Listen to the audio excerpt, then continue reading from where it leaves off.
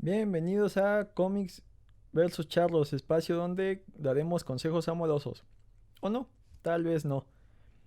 Espacio donde hablaremos de cómics, videojuegos, películas y todo lo relacionado a la cultura popular. Y si queda tiempo, hablaremos de charrería. Yo soy Jim y ahí los que estén viendo el video podrán notar que estamos estrenando micrófono. Los que estén por las plataformas de audio tal vez noten una mejora en la calidad de audio que estamos presentando. Así que ya hubo un presupuesto invertido aquí y hablando de altas finanzas, ese será el tema de hoy. Hablaremos de personajes de cómics muy relacionados al dinero y es curioso porque básicamente hay como tres o dos categorías que son los que tienen dinero y lo usan para financiar a algún otro grupo o los que tienen dinero y muchos de su background y de su nicho y de lo que les da importancia es tener dinero. Entonces empezamos con la avispa o Wasp, Janet Van Dyne de Marvel, que se supone que es muy adinerada porque su padre era un científico que tenía mucho dinero y también heredó de su tía. Y ahí lo curioso es que la tía era gurú de la moda y también Janet muchas veces ha sido relacionada con este mundo porque los 60 sí era la única forma en que se les ocurría que una mujer podía ser exitosa. Afortunadamente los tiempos han cambiado y pues ya han demostrado que pueden sobresalir en cualquier ámbito e inclusive hacerlo mejor que muchos hombres. Y otro personaje está Kate Kane, que es Batwoman. Ahí es curioso porque en Gotham básicamente hay como dos o tres familias adineradas. Unas son los Wayne, otras son los Kane, otros son los Coppelbot. Entonces Kate Kane es heredera de una de estas familias y muy similar a Batman. Gran parte de su arsenal o de lo que le da facultad para poder combatir el crimen pues es tener el dinero para todos estos gadgets. De ahí pasamos a Mark Spector, mejor conocido como Moon Knight, que es de Marvel. Este personaje es curioso porque eh, es una especie de mercenario que se vuelve el avatar del dios lunar egipcio. Entonces usando sus habilidades acaba construyendo una empresa y se vuelve alguien de mucho dinero, pero acaban copiándole un poco al concepto de Batman, de al ser el tipo millonario que tiene gadgets con cosas relacionadas a su iconografía. Y ahí de lo interesante del personaje, que es lo que valdría la pena explorar, es que al igual que la luna tiene varias fases, él tiene varias personalidades. Entonces, es de los personajes que se espera que lleguen en algún momento al MCU y probablemente hagan algo similar a lo que es Iron Man o Star-Lord. Revivirlo, pero bueno, no revivirlo, sino llevarlo al mainstream, pero haciéndole ahí un cambio de imagen, no solo del físico, sino también de lo que tiene detrás para hacerlo más entrañable para todos los no consumidores de cómic. También está Mr. Terrific de DC, que es Michael Holt, que cae mucho en esta división de tipos con dinero que vienen de ser tipos muy listos y que generan ese dinero. Acá Mr. Terrific se supone que es una de las mentes más brillantes de DC y a la vez tiene un físico como de atleta olímpico, entonces usa ambas habilidades para luchar contra el crimen. Pasamos a uno que es de estos que tienen otra faceta de tener dinero, que es el de financiar, que es Ángel de los X-Men, que es Warren Worthington III. Aquí lo curioso de este personaje es únicamente heredó ese dinero. A veces tiene tramas donde tiene que ver con la compañía de sus padres y tratar de recuperarla o cosas ahí de altas finanzas. Sin embargo, su relación con el dinero principalmente es financiar equipos de X-Men, incluyendo la escuela de Jean Grey para jóvenes superdotados, que es luego del cómic de Cisma, Wolverine pelea con Cíclope. Ya el profesor Javier ya no estaba, entonces Cíclope decide eh, crear una especie de unidad militar para los nuevos jóvenes mutantes y que puedan defenderse del mundo. Y Wolverine decide seguir con el sueño de Javier, solo que cambia el nombre de la escuela del Instituto Javier para Jóvenes Superdotados, haciéndole un homenaje a Jean Grey. No sé si por el amor que le tenía a Jean o por sus ganas de molestar a Cíclope. Y esta escuela era financiada por Ángel. Siguiendo con los X-Men está el Profesor X, que también heredó el dinero de sus padres, Charles Javier. Ese dinero lo usó para fundar el instituto y te dicen que tiene ahí una especie de red de donadores de mutantes que también son adinerados y usa ese dinero para financiar tanto la escuela como las operaciones de los X-Men. Entre lo que está su transporte icónico que es el Blackbird, que dentro de los equipos de superhéroes es uno de los transportes más icónicos. Pasando a villanos, uno de los que utiliza todo este dinero para el mal es Norman Osborn, que es el Duende Verde, que irónicamente está muy ligado a ser villano únicamente de Spider-Man, pero tiene tanto la habilidad física con el suero del duende, como la habilidad mental como magnate de negocios y como un químico que desarrolló este suero para volverse una amenaza no solo de Spidey, sino una amenaza más a nivel vengador, por decirlo de algún modo. Aquí lo curioso es que la relación con Peter ya se volvió una especie de complejo de Edipo. Por un lado, a Peter le hubiera gustado tener un padre como Norman, que es alguien encausado a la ciencia. Por otro lado, a Norman le hubiera gustado que su heredero fuera como Peter, una persona con dotes para la ciencia. Entonces, al chocar esto por un lado, Peter desplazar a Harry y por otro lado, ya su relación como Spider-Man se vuelve muy personal y por eso lo hace uno de sus villanos más icónicos y con una relación muy interesante. Siguiendo con estos genios científicos, está Ted Kord de DC, que es Blue Beetle. Y originalmente su personaje tenía gadgets de, de escarabajo. Y fue de los que DC absorbió cuando absorbió Charlton Comics. Ahí lo curioso es que Blue Beetle en su momento lo quería Alan Moore para protagonizar lo que sería Watchmen. Sin embargo, la DC le dijo que esos personajes los acababa de conseguir y lo que quería hacer Alan Moore era tal vez acabar con algunos de ellos. Entonces ahí hubo unos cambios. Blue Beetle en Watchmen pasó a ser Night Owl. Otros personajes como Rorschach originalmente eran de Question. Entonces curioso cómo se basaron un poco en estos personajes que ya tenían, creando algo, un hito en la historia del cómic de superhéroes que fue Watchmen, y DC siguió con estos otros personajes explotándolos ya sea de buena o mala manera dependiendo de los fans. Pasando a más villanos con dinero, nos vamos a Wilson Fisk, que es mejor conocido como el Kingpin del crimen. Hay un comentario personal. Para mí, Wilson Fisk es uno de los villanos más aterradores que existen en las historietas. Podrías hablar de personajes como Galactus o Doom o el Thanos, pero todos estos personajes tienen planteado un gran plan. Galactus devora planetas y no le importa quién se interponga, él solo tiene que saciar su hambre. Y a grandes rasgos, ya en distintas historias te han platicado que lo hace para llevar un equilibrio universal o dependiendo del autor le quiere dar más profundidad, pero lo principal es que devora planetas y no le importa quién lo habite. Doom quiere el poder y no le importa quién se interponga en su camino, él quiere controlar, él quiere gobernar, él quiere ser el único, él quiere demostrar ser el mejor. Y por otro lado, Thanos, por ejemplo, en los cómics él quiere seducir a la muerte, entonces no le importa a quién tenga que quitarle su camino, a quién tenga que matar, qué artilugio tenga que conseguir. Para él lo más importante es conseguir el amor de la muerte.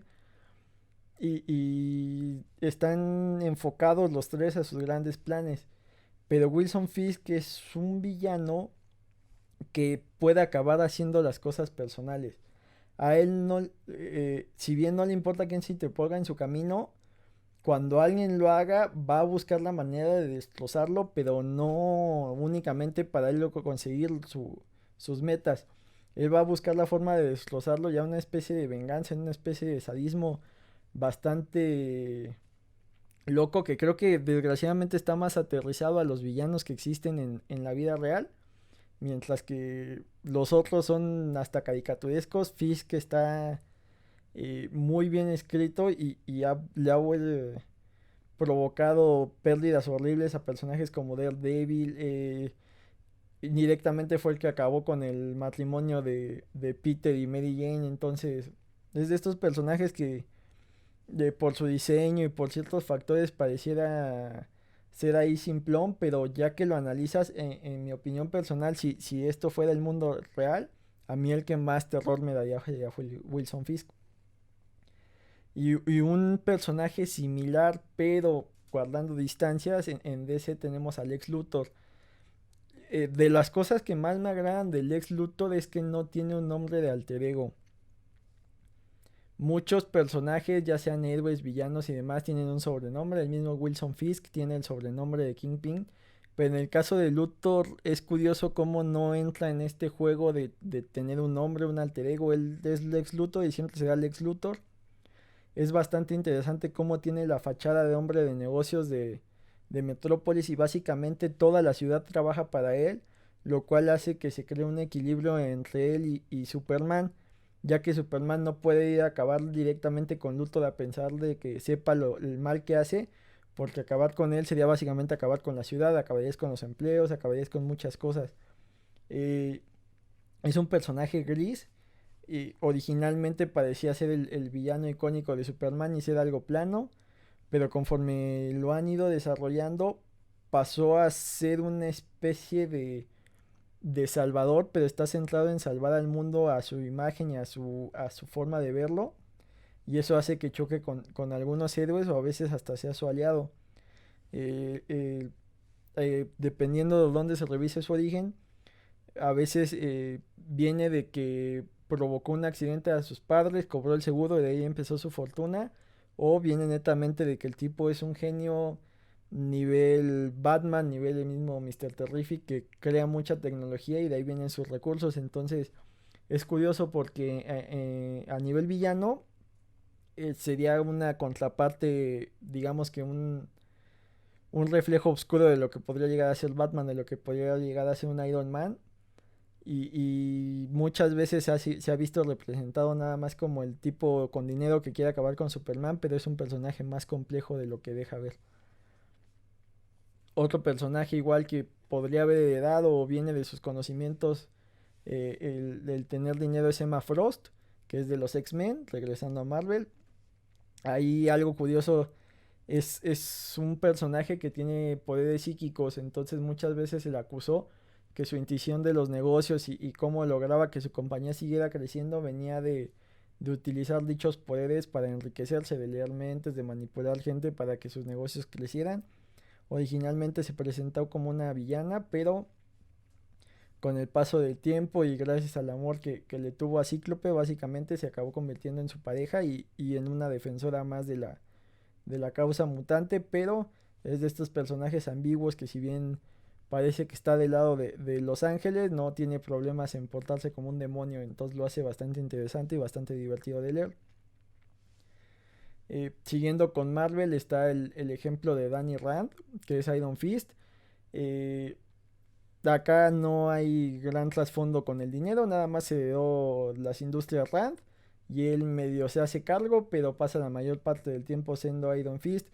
Detalle aparte, aunque él financiaba a Héroes for Hire, fueron de las primeras ideas de cómic donde los héroes sí lucraban. En el cómic de Héroes for Hire, Iron Fist hacía equipo con Luke Cage y supuestamente cobraban, digamos, como que una recompensa por sus servicios. Es raro que un héroe se maneje de tal modo y es más raro considerando el bagaje de Iron Fist que supuestamente no necesita ese dinero. Ya retomando la visión de Moore, con Watchmen hay otro personaje que es sumamente adinerado, que es Ozymandias, que es Adrian Bate. Aquí lo curioso es que, si bien por un lado en Watchmen Alan Moore te plantea un nombre más allá de cualquier límite, que es el Doctor Manhattan, que en cualquier foro de superhéroes siempre se pregunta quién lo podría vencer y es básicamente infinito e inexplicable su poder. Por otro lado, también llevó al pico de la humanidad con su personaje de Ozymandias.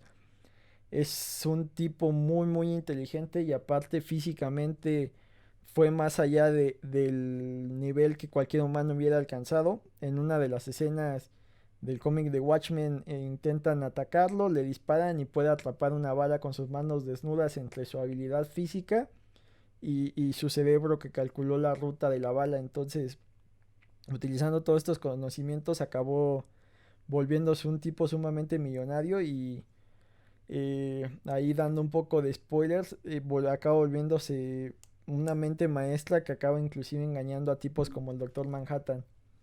Entonces es bastante interesante y pareciera que en algún futuro va a ser de los que lleven del universo de Watchmen al universo de DC, o ya lo están haciendo, pero habrá que ver qué papel tiene, si está del lado de los héroes o se vuelve una nueva gran amenaza que ponga en jaque a tipos como Batman, al que pasamos a continuación, que es principalmente el más conocido por considerarse que su superpoder es tener dinero.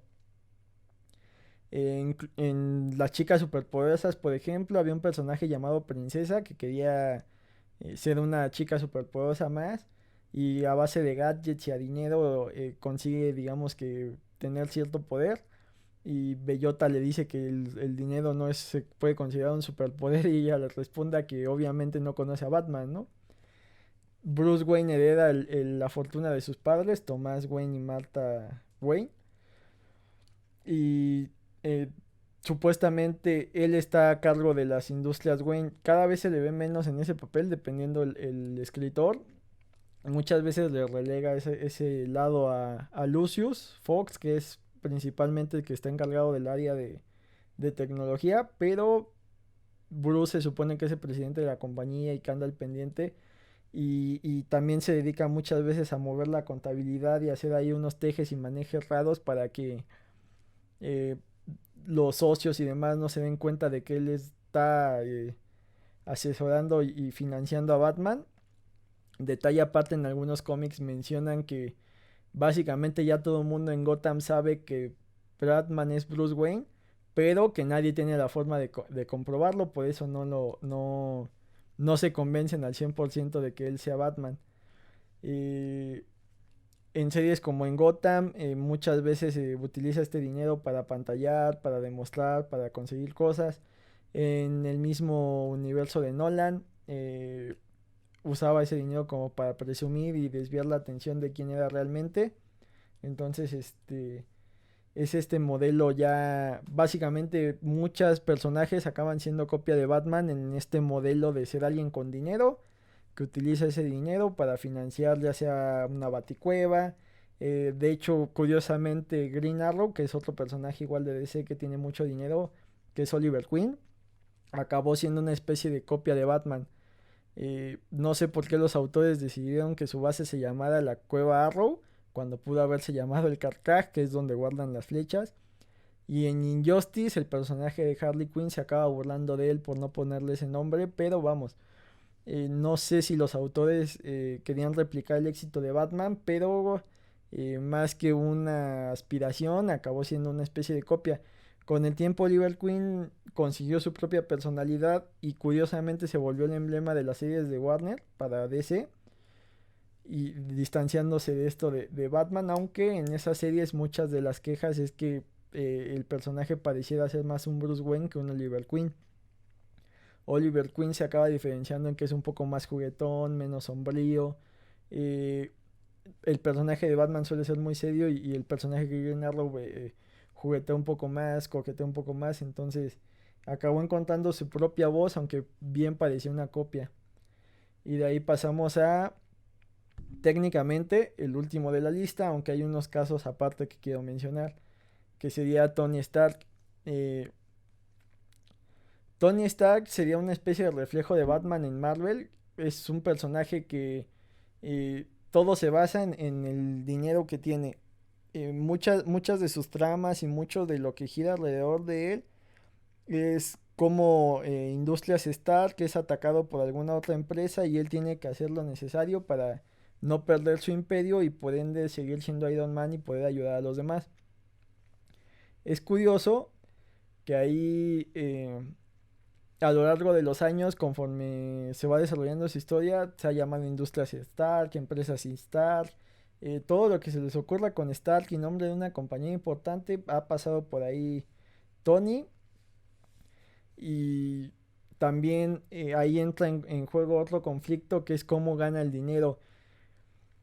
Si bien la mayoría de los que he mencionado, algunas industrias no mencionan de qué son o son de tecnología, biotecnología o detalles ahí muy generales, en el caso de Tony sí está muy relacionado a ser un vendedor de armas o un desarrollador de armas. Conforme van avanzando las historias, se supone que Tony se empieza a alejar de esto y quiere que Industrias Stark representen algo distinto, pero siempre viene este conflicto que tal vez lo tratan un poco en el MCU, que es por qué él no cede la tecnología de su armadura, por ejemplo, al ejército de Estados Unidos para que sigan defendiendo el mundo libre.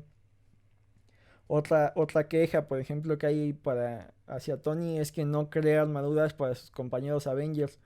Pero siempre Tony explica que el traje de Iron Man es básicamente insostenible económicamente, que depende de sus compañías al 100 para tenerlo funcionando. Y inclusive en cómics como Ultimate juegan un poco con esto de que cada que ven a Iron Man en su traje, por los fallos que llega a tener o por las batallas que llega a perder, sus acciones fluctúan. Entonces el personaje sí está muy relacionado con el dinero y aparte de que es el que financia a los Avengers y muchas otras causas más. Ahí siempre hay que hacer este paréntesis y remarcar que en el caso de Spider-Man, a pesar de que en el MCU es básicamente su Sugar Daddy, en los cómics no es así. En algún momento durante Civil War sí lo llevó a trabajar con él, pero lo obliga a que revele la identidad y cuando Peter se da cuenta del problema en el que se metió y cómo Tony básicamente únicamente lo estaba utilizando, lo confronta y la respuesta de Tony es lanzar a los Thunderbolts en contra de él. Los Thunderbolts son personajes de Marvel villanos que se acaban volviendo héroes. Algo similar al Escuadrón Suicida, pero tienen un origen distinto. En este caso los Thunderbolts estaban controlados por Tony. Casi matan a Spidey. Y si no es por la intervención de Punisher, Spidey hubiera muerto. Entonces, si comparamos el MCU contra los cómics, Spider-Man no tiene una buena relación con Tony. Y de hecho, por ahí todavía no lo perdona al 100 de que lo haya utilizado ahí como ejemplo en Civil War. Hay tres personajes de Marvel que no estoy considerando en estos, digamos que seres tan adinerados o relacionados al dinero porque son situaciones especiales. El primero es Mr. Fantastic, Reed Richards. Dependiendo del autor, maneja un par de detalles. Ya sea que el tipo tiene mucho dinero por todo lo que inventa, ya que recordamos que Mr. Fantastic es el tipo más inteligente del universo Marvel. Más que Tony, más que Banner, más que todos. Eso no lo olvidemos nunca, a pesar de lo que diga el MCU. Entonces, una de dos. O de tantas patentes y demás que tiene, el tipo es multimillonario, entonces él financia a los Cuatro Fantásticos y no tiene problemas. O hay autores que llegan a manejar, que luego tiene problemas para financiar sus investigaciones por cómo gasta y por cómo es filántropo y cómo no le interesa tanto adquirir bienes, entonces por eso no lo considero tanto. Y los otros dos son casos aún más particulares. Por un lado está Víctor Von Doom, el Doctor Doom, que es el dictador, por ponerle un título político de la Adveria. Entonces básicamente tiene la riqueza que sería todo el PIB de un pequeño país de Europa del Este. Entonces es imposible competir con esa cantidad de dinero porque tienes todo el poder económico de un país. Y el otro es T'Challa, que es Black Panther, que es el mismo caso, tiene todo el poder económico, pero en el caso de Wakanda, siempre lo han manejado como un país muy poderoso económicamente, por ende en muchas listas como de Forbes o otras revistas, cuando hacen conteo de quiénes son los personajes ficticios más adinerados, T'Challa siempre está ahí como uno de los principales, pero su dinero viene de ser básicamente el gobernante, el rey de una nación y contar con todos esos recursos. Ya saltando de Marvel y DC, eh, hay algunos personajes icónicos por su dinero. En el mundo del manga, el que más se me ocurre es Bulma, que es de la corporación Cápsula Corp, que es de Dragon Ball. Y básicamente ella es la que hace todo el financiamiento de cuando viajan al espacio. Es la que crea la máquina del tiempo. Es básicamente la proveedora de artilugios de la poca ciencia ficción que hay dentro de Dragon Ball y nunca se justifica tanto, o sea, solo sabes que ella es la dueña de la corporación Corp y como bien hemos comentado, tal vez no aquí o tal vez en nuestro espacio hermano que es Akiba Café, Dragon Ball salió como una especie de parodia y era algo de género de comedia y acabó mutando en algo ahí muy distinto. Entonces Akira Toriyama no justificaba muchas cosas y Bulma es más el atractivo visual, la chica linda y cumple con esto de ser el personaje adinerado y a la vez el personaje inteligente. Y los últimos dos que están muy relacionados con el dinero y te dan esta impresión de tipos millonarios. Por un lado está el señor Burns de Los Simpson, que es una parodia de estas familias ricas que hay en Estados Unidos de básicamente toda la vida, por decirlo así. Y también es bastante desalmado y bastante avaro y no piensa en nadie más que en él ganar el dinero. Y por otro lado está Scrooge McDuck, mejor conocido en México y no sé si en Latinoamérica como Rico McPato, que si bien es un personaje de Disney que trataba de burlarse un poco de este personaje literario de un cuento de Navidad, compartiendo el nombre de Scrooge. En el caso de Rico McPato, ahí creo que el valor que tiene es que por mucho tiempo protagonizó, o no sé si siga protagonizando, tiras cómicas de aventura donde él conseguía tesoros y de ahí se justificaba su riqueza y en parte su avaricia. Y aparte tiene una serie animada que si bien es 80s, 90s aproximadamente y tuvo mucho éxito, la hicieron retomaron el concepto y la volvieron a lanzar hace un par de años por Disney XD. Y es una serie fantástica, retoma elementos creo que de vieja escuela. Sigue siendo Disney al ser un contenido básicamente para toda la familia. Sin embargo, tiene ahí temas un poco más escabrosos. Y hay un desarrollo de personajes, hay un desarrollo de la historia, hay una continuidad. Te justifican por qué Rico McPato es tan rico. Juegan un poco con situaciones muy actuales como es la opinión pública. Inclusive uno de los personajes nuevos es una especie de Elon Musk, Mark Zuckerberg, que es una especie de nuevo rico que se hizo rico por la tecnología y choca con estas ideas de McPato del hombre rico que se hizo a sí mismo. Entonces es una recomendación ahí sin miedo a ser criticado. Creo que de que Disney Plus llegue a Latinoamérica, yo de lo que más me emociona es poder ver esta serie de las temporadas que no están en Netflix, fuera del Mandaloriano y demás, creo que es de lo que más me llama la atención. Entonces, pues denle una oportunidad, hay una temporada ahí en Netflix. Y bueno, esta es una pequeña lista y un pequeño comentario de tipos que están muy relacionados al dinero. Todo por el pretexto de que ya gasté en comprar un micrófono, así que eh, podríamos seguir hablando ahora de la charrería con el dinero, sin embargo ya no hay tiempo y, bueno, vamos a editar esto a ver cómo sale. Muchas gracias a los que nos escuchan, a los que nos ven. Eh, Compartir este contenido si les gusta, se los agradezco infinitamente. Si no les gusta, también compártanlo para que alguien más sufra lo que ustedes hayan sufrido. Ya saben, suscríbanse, compartan, denle like. Y gracias a los que nos escuchan fuera de México, que según Anchor ya hay gente también de España, de Ecuador. Y no sé por qué hay gente de Singapur. Entonces, cuídense y bye.